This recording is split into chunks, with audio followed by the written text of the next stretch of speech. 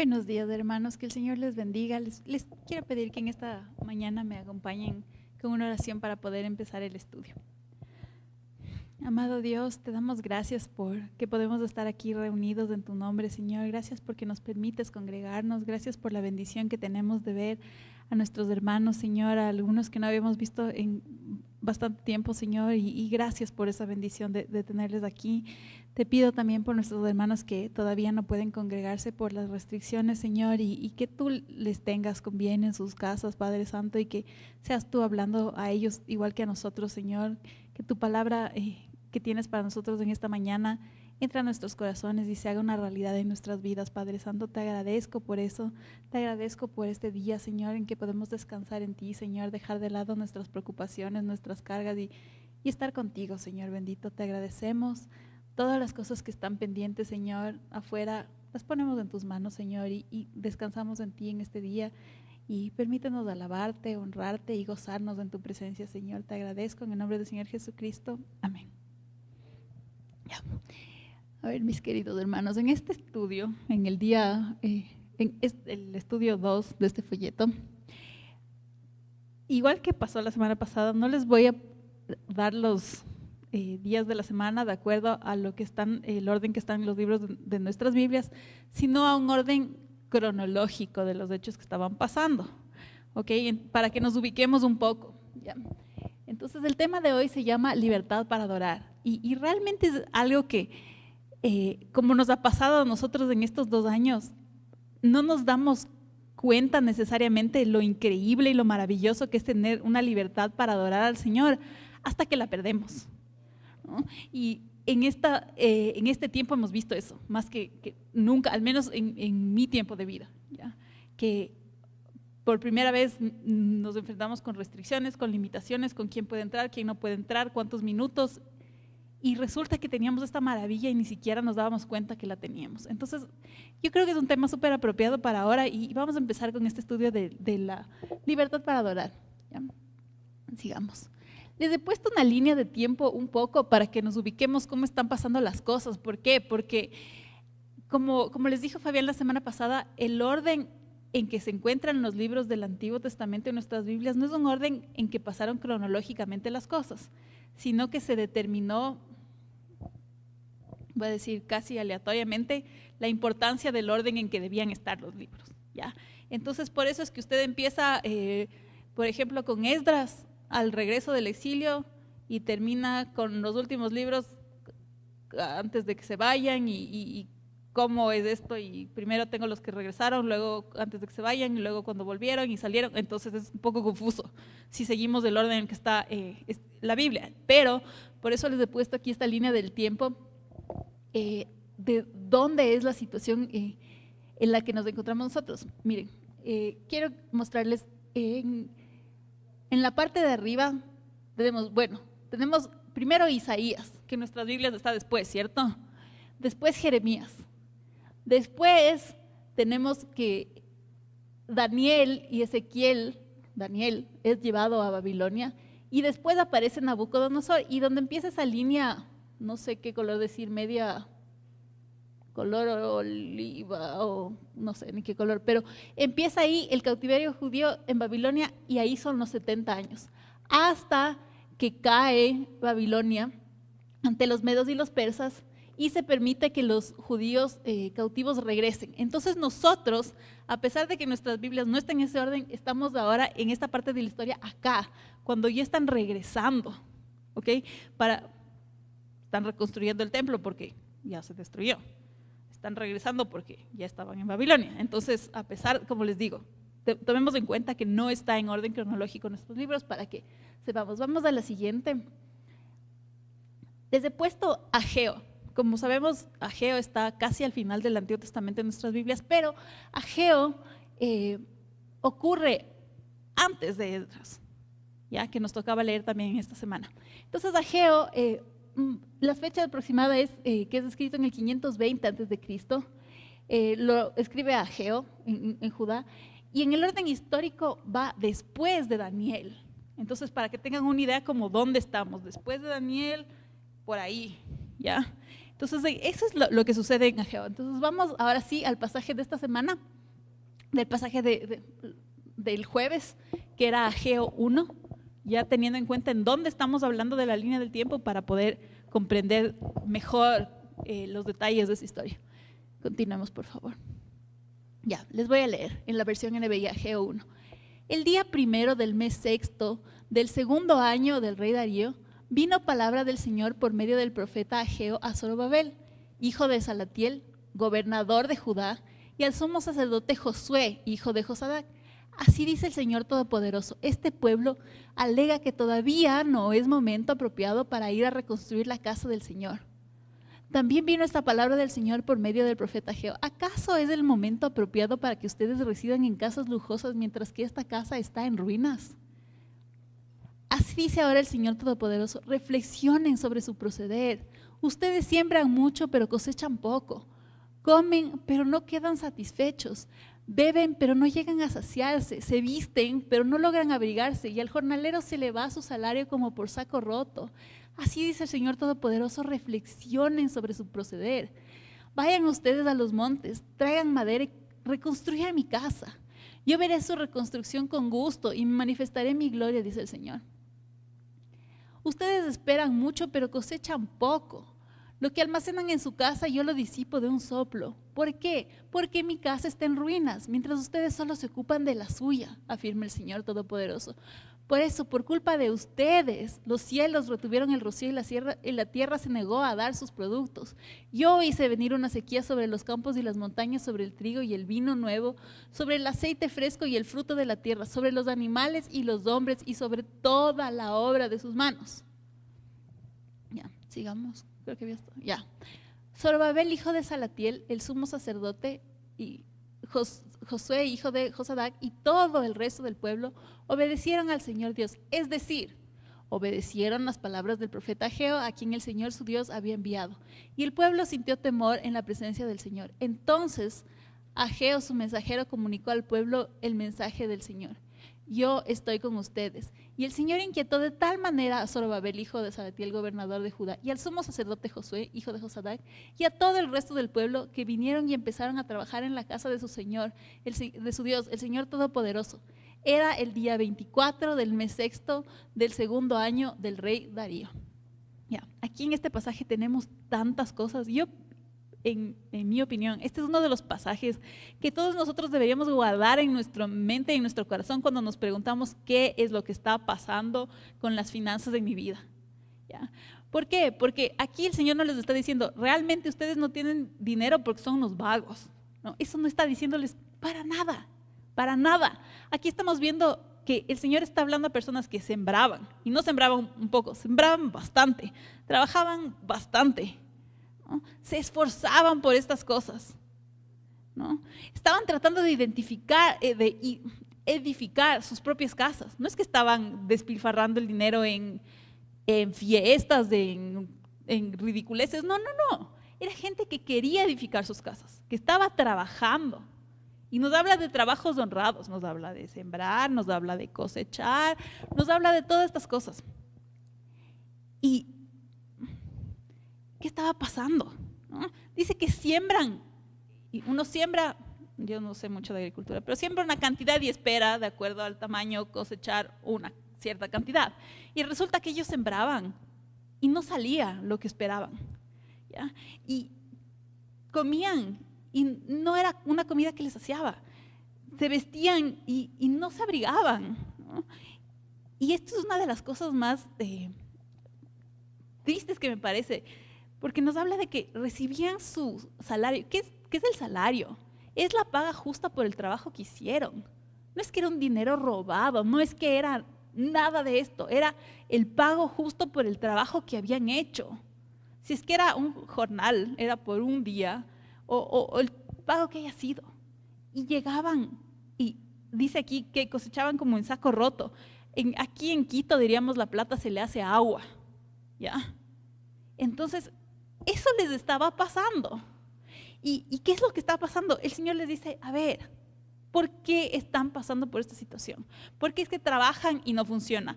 ¿Siembran? No. Y no solo eso, hasta ahorran, porque les dice que tenían cosas almacenadas en sus casas.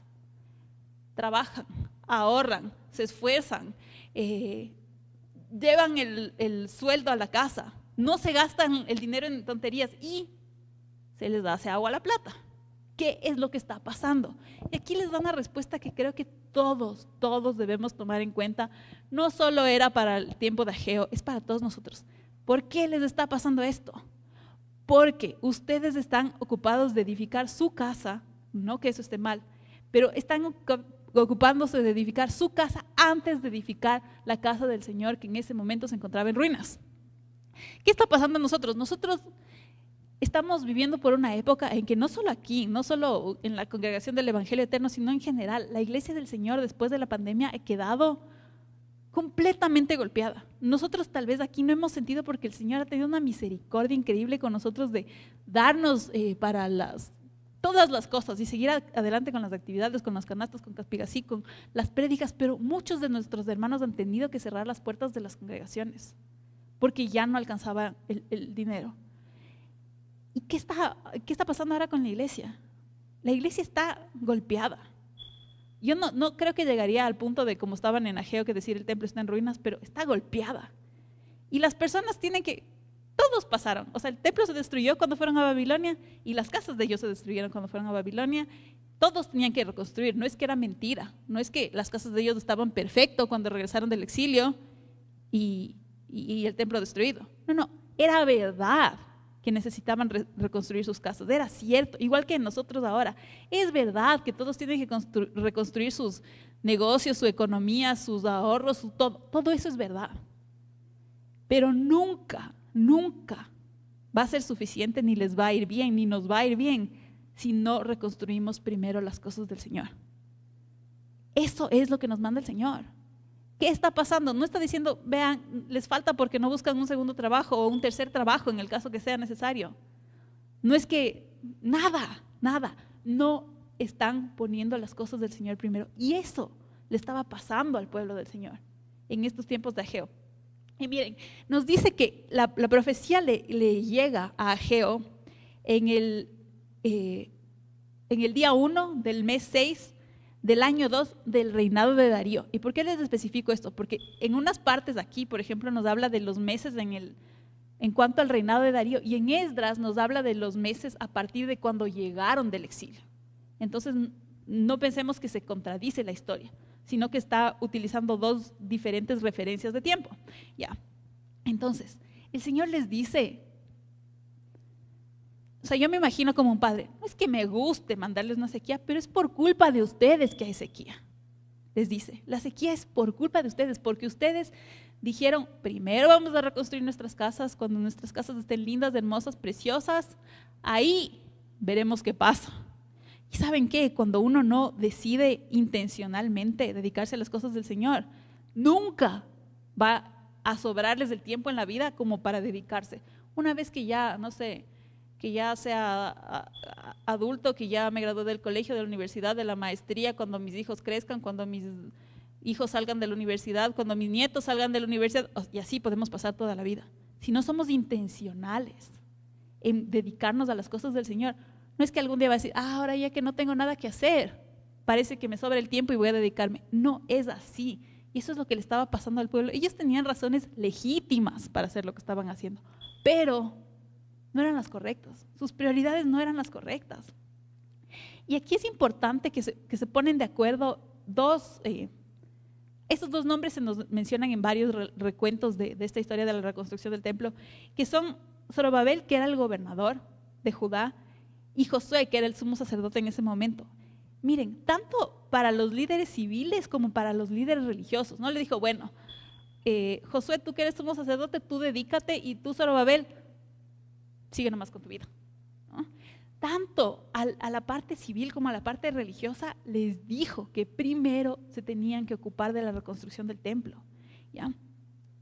Y para el final de este pasaje, cuando llegamos al versículo 15, vemos que estamos en el día 24 del mes 6. Entonces pasaron como 24 días en este capítulo y en esa situación en que se les transmitía la profecía y que ellos se inquietaron de tal manera en estas 3 semanas más o menos, que fue como ya, vamos y se pusieron a trabajar, empezaron a trabajar en la casa del Señor.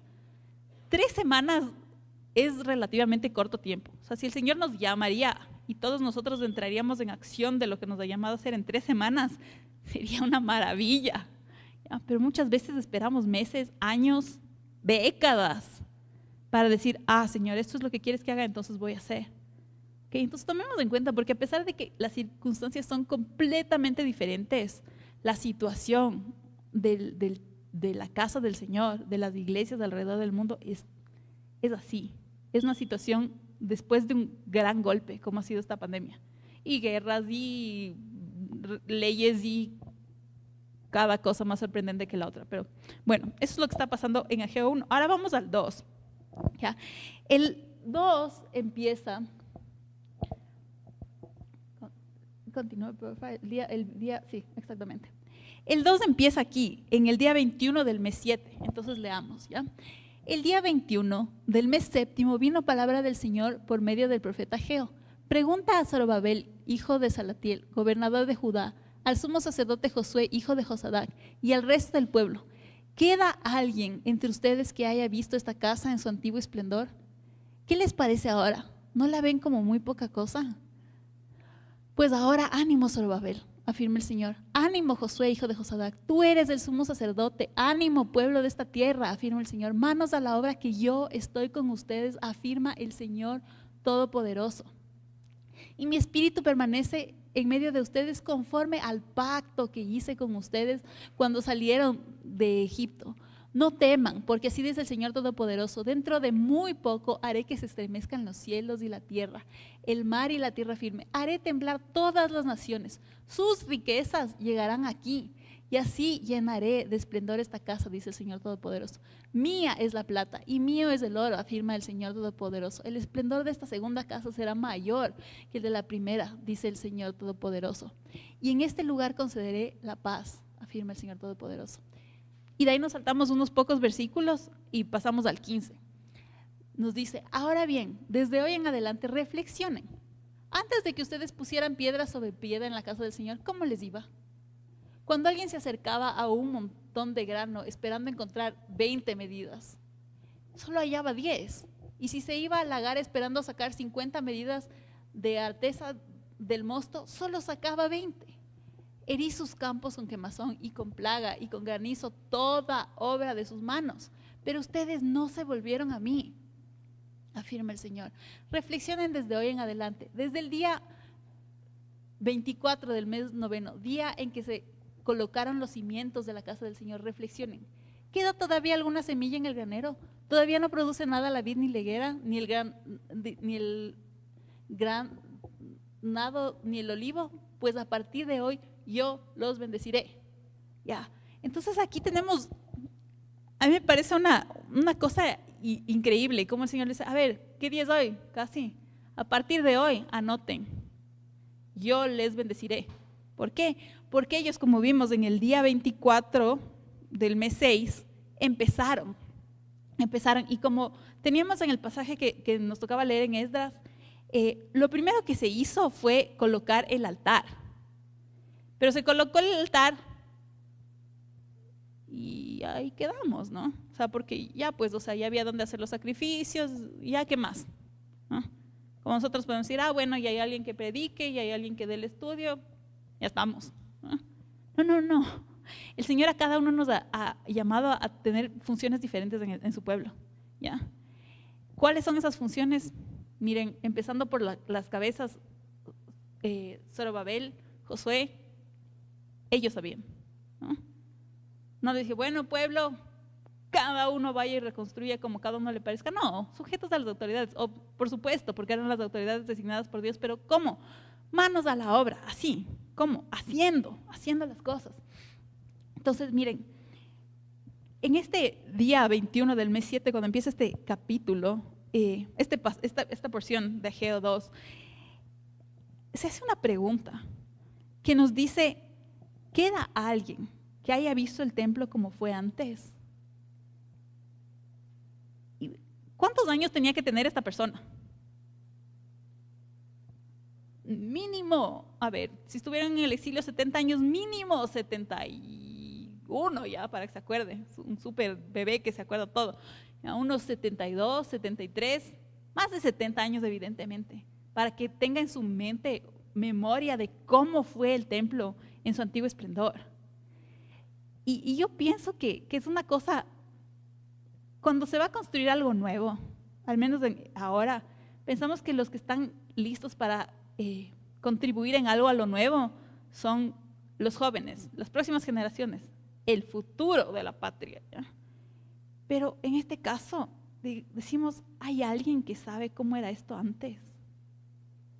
Y les está hablando a los que vieron esto antes. ¿Hay alguien aquí que sabe cómo funcionaba la iglesia antes de la pandemia? ¿Hay alguien que sabe cómo funcionaba la iglesia cuando estaba funcionando bien?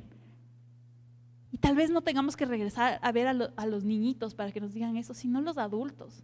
Y los mayores de 60, 70 años tengan muchas respuestas de cómo funcionaba esto antes, de cómo era esto antes cuando funcionaba. No es que el Señor dijo, bueno, entonces todos los que nacieron antes del exilio ya, mucho gusto, vayan a sentarse, nos vemos. No, tanto las nuevas generaciones como los que sabían cómo era antes eran parte de esta reconstrucción de la iglesia. Y el Señor les dice, manos a la obra y ánimo. ¿Y por qué ánimo? Ánimo porque el Señor iba a estar con ellos. Así como ellos quisieron hacer por su propia cuenta las cosas solos y no les iba bien y no atinaban una en el trabajo, en el ahorro, en el esto, en lo otro. Ahora con el Señor Él decía, ahora la diferencia en esto es que poniendo mis cosas primero, poniendo la reedificación del templo primero, ahora yo voy con ustedes. Y van a ver cuál es la diferencia. Y Él les dice, porque voy a ser conforme al pacto que hice con ellos cuando salieron de Egipto. Miren, el Señor no se olvida de sus pactos. De Egipto hasta acá han pasado tantas cosas en la historia del pueblo, pero el Señor sigue fiel a su pacto, ¿ya?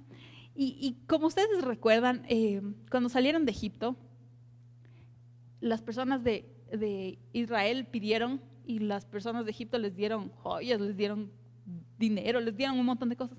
Y el Señor también dice que ahora traerá el dinero de las naciones, la plata y el oro de las naciones para la reconstrucción de esto. Miren, si nosotros ahorita estamos preocupados que el mundo está en crisis, sí, es verdad. Es que la guerra también es verdad. La gasolina, los granos, ya, todo eso es verdad. Pero el Señor es el dueño de todo. Si el Señor quiere reconstruir su iglesia, entonces Él se va a encargar de los recursos. Nosotros lo que tenemos que hacer es poner sus cosas primero. Eso es lo que les está llamando al pueblo y no es un mensaje para hace años, como les digo, es un mensaje totalmente actual para nosotros hoy. ¿Se acuerdan del pacto que hice con ustedes en Egipto? Sí, ¿qué era? ¿Cuáles eran los términos de ese pacto? El Señor sería Dios y nosotros cumpliríamos su ley. Esos eran los términos del pacto. Miren, en resumen, los 10 mandamientos, empecemos con, esos eran parte de los términos del pacto del Señor. Eso, yo me acuerdo del pacto, ustedes también acuérdense del pacto, dice el Señor.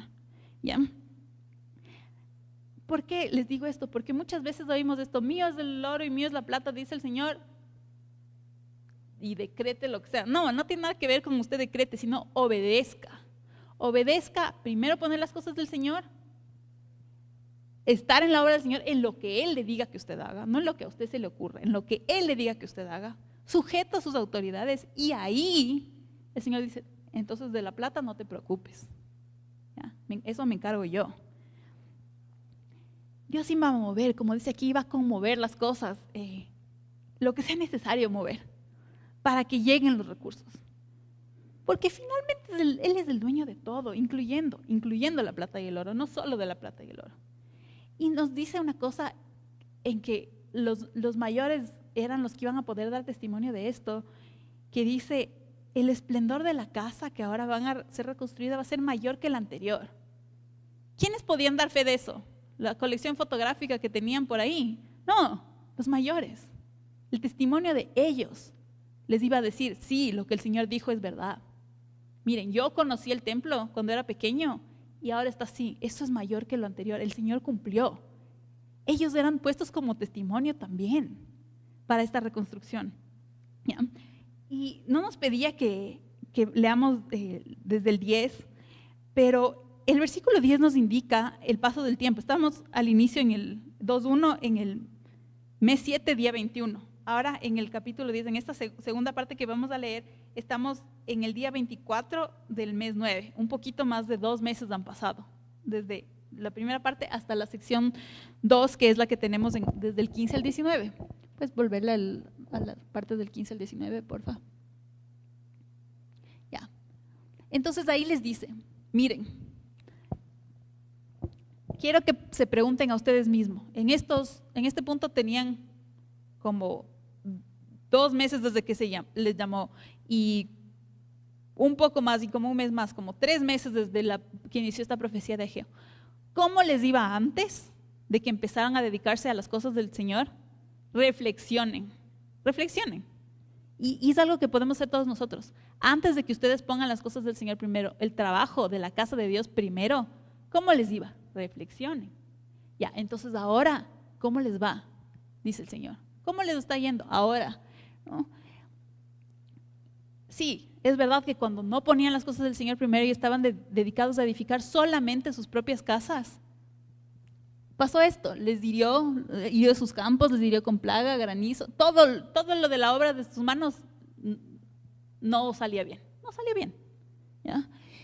Pero ustedes, lo que debían haber hecho, o sea, aquí estoy parafraseando, ¿no? Aquí falta en el 17, lo primero que debían haber hecho cuando no les iba bien era volverse a mí, y no hicieron eso.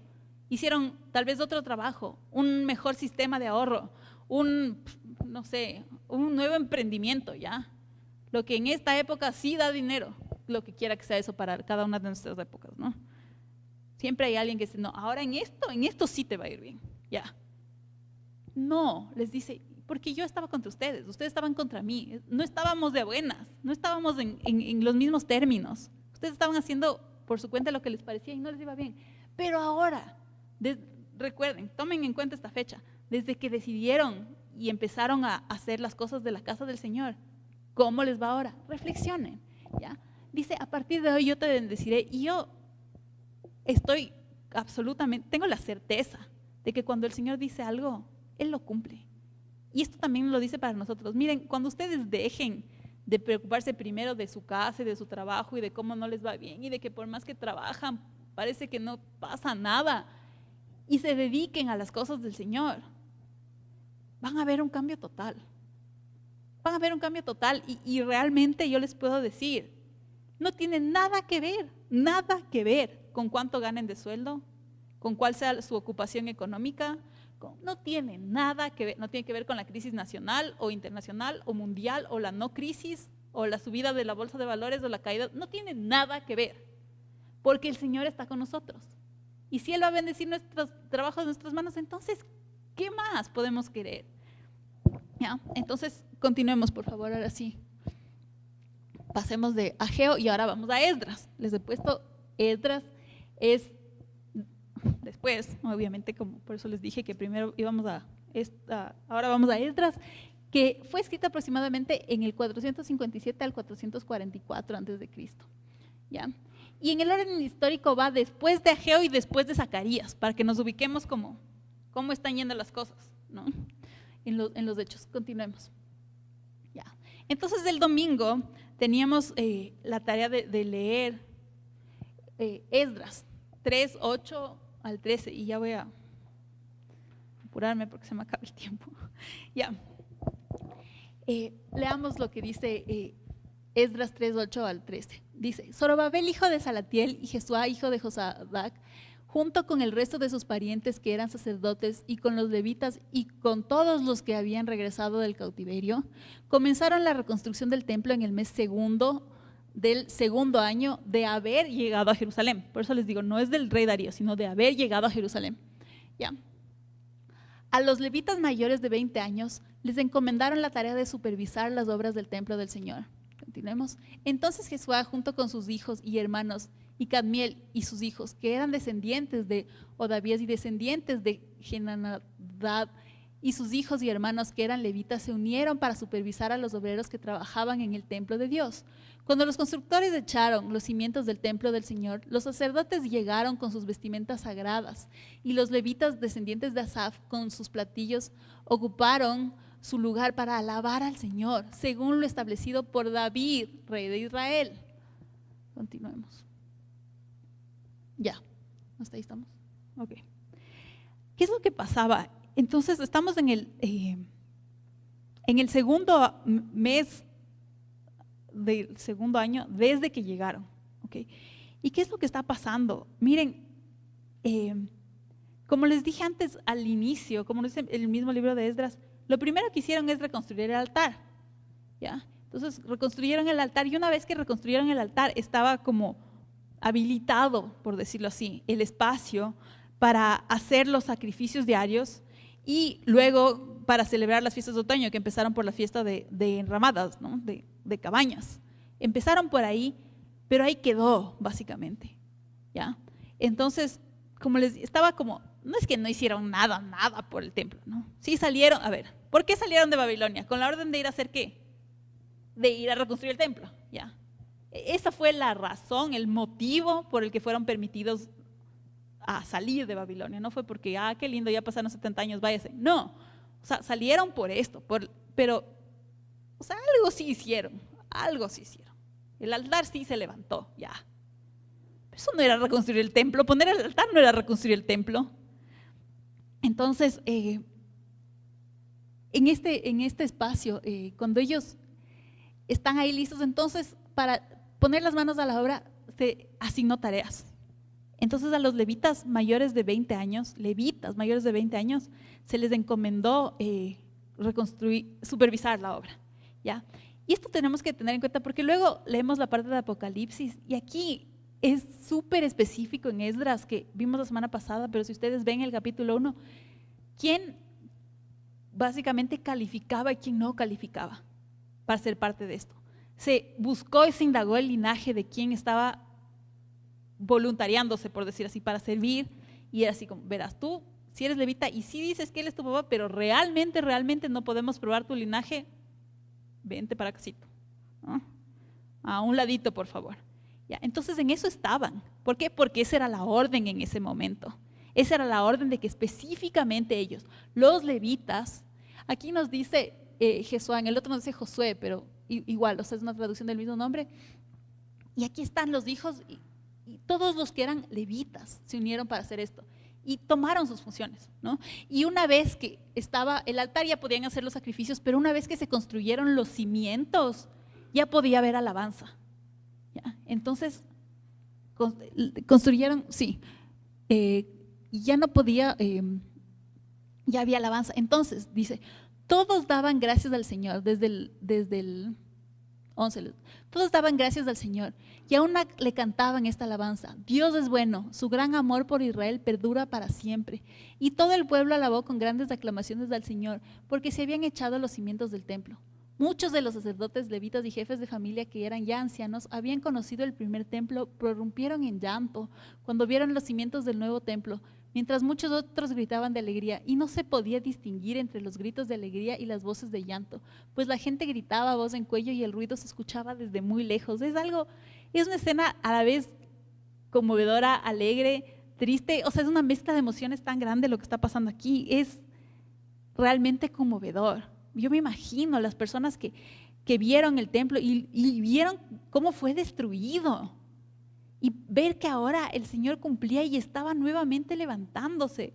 Y los otros que nunca lo vieron, verlo por primera vez, ¿ya? Y como dice aquí, miren, como nos dice todo este pasaje, a pesar de que Judá fue designado para construir el templo, aquí en esta alabanza dice: Dios es bueno, su gran amor por Israel perdura para siempre. No solo por Judá, por Israel, eso nos incluye a nosotros también.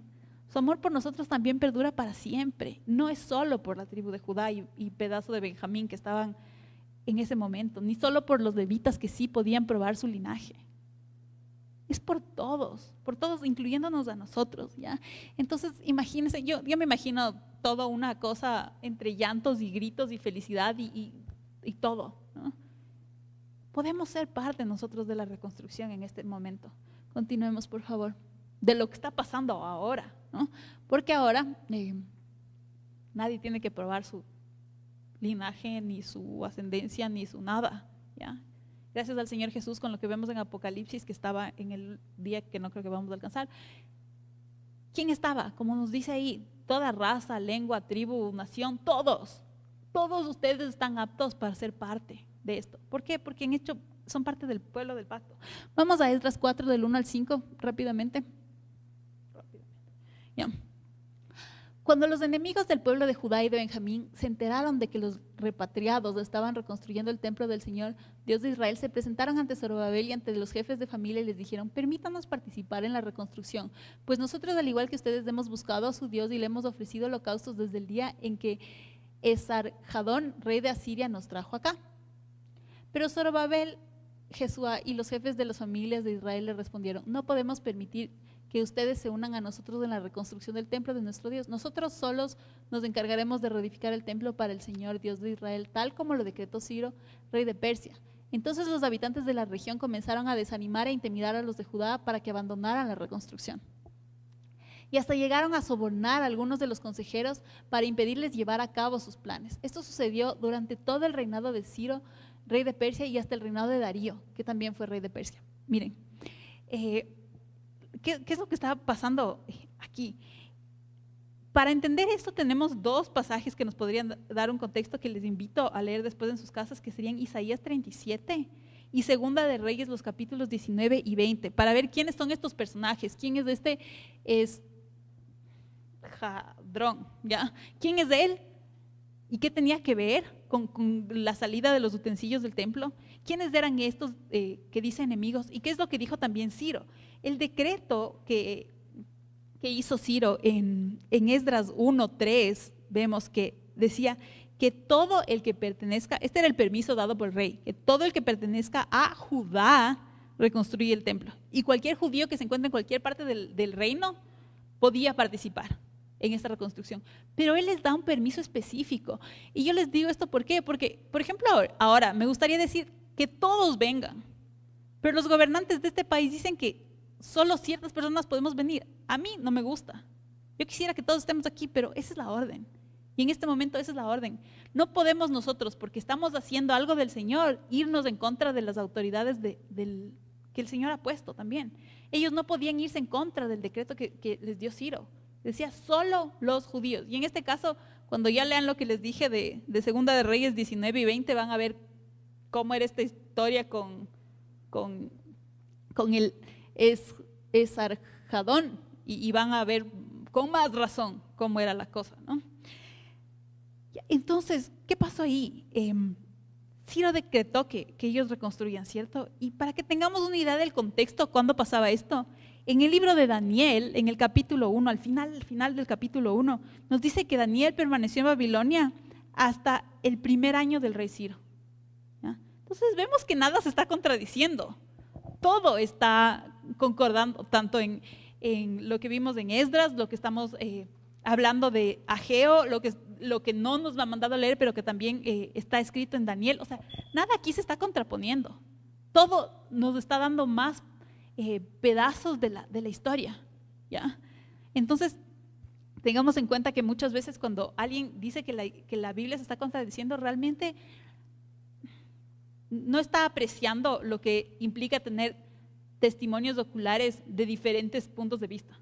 Y aquí, como vemos, todo va complementando lo uno con lo otro. Él nos dice este pedazo, el de acá este, y podemos tener un panorama más completo de lo que estaba pasando, ¿ya? Entonces, estamos ya. Continuemos al siguiente. Entonces aquí ellos se enojaron como podemos continuar leyendo esta historia en Esdras 5, que no teníamos que leer para el día de hoy, cómo les empezaron a intimidar y cómo les molestaron y cómo fueron a chequear y realmente lo que sucedió fue que le salió mal meterse contra el pueblo del Señor cuando el Señor es quien estaba con ellos, ¿ya? Eso pueden leer en el capítulo 5 y vamos ahora al capítulo 6 y creo que con eso vamos a terminar porque no creo que alcancemos más. Continuemos, por favor. Entonces el rey Darío ordenó que se investigara en los archivos donde se guardaban los tesoros de Babilonia y en el palacio de Ecbatana en la provincia de Media, y se encontró un rollo que contenía la siguiente memoria. En el primer año de su reinado, el rey Ciro promulgó el siguiente edicto. ¿Recuerdan lo que les dije de Daniel? En el primer año de su reinado, el rey Ciro promulgó el siguiente edicto respecto al templo de Dios en Jerusalén: que se echen los cimientos y se reconstruya el templo, para que en él se ofrezcan holocaustos. Tendrá 26 metros, tanto de alto como de ancho, 3 hileras de piedras grandes y una de madera. Todos los gastos serán sufragados por el tesoro real. Con respecto a los utensilios de oro y de plata que Nabucodonosor sacó del templo de Jerusalén y se llevó a Babilonia, que los devuelvan a Jerusalén y que se pongan en el templo de Dios donde deben estar. Entonces el rey Darío dio la siguiente orden a Tatenai, gobernador de la provincia al oeste del río Éufrates, y a Setar-Boznai y a sus compañeros, los funcionarios de dicha provincia: aléjense de Jerusalén y no estorben la obra de reconstrucción del templo de Dios. Dejen que el gobernador de la provincia de Judá y los dirigentes judíos reconstruyan el templo en su antiguo sitio.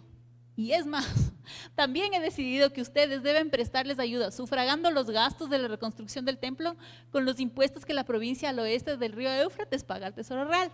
No se tarden en pagar todos los gastos para que no se interrumpan las obras. Además, todos los días sin falta deberán suministrarles becerros, carneros y corderos para ofrecerlos en holocausto al Dios del cielo, junto con trigo, sal, vino y aceite y todo lo que necesiten, según las instrucciones de los sacerdotes que están en Jerusalén. Así podrán ellos ofrecer sacrificios gratos al Dios del cielo y rogar por la vida del rey y de sus hijos. He determinado así lo mismo, que a quien obedezca esta orden, a quien desobedezca esta orden, lo empalen en una viga sacada de su propia casa y que le derrumben la casa.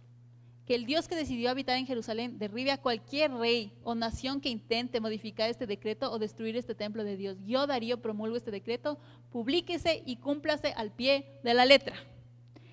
Eso es lo que les pasó. Esta fue como la respuesta a los que trataron de intimidarles y que atemorizarles para que no construyan, porque no les dejaron ser parte de la obra. ¿Ya? Les dijo, a ver, primero, no. ¿Ya?